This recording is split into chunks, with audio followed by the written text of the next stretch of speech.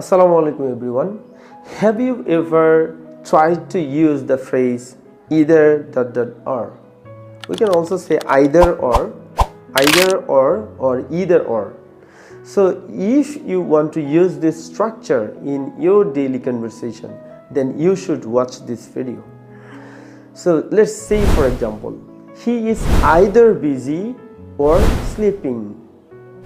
He is either in the class or in the library. He is either lying or hiding something. He is either lying or hiding something. So either or. So when you want to say that somebody is doing this or that, so you can use either or. So you should speak the truth. You should either speak the truth or you should go away. So you can use this phrase for in different ways.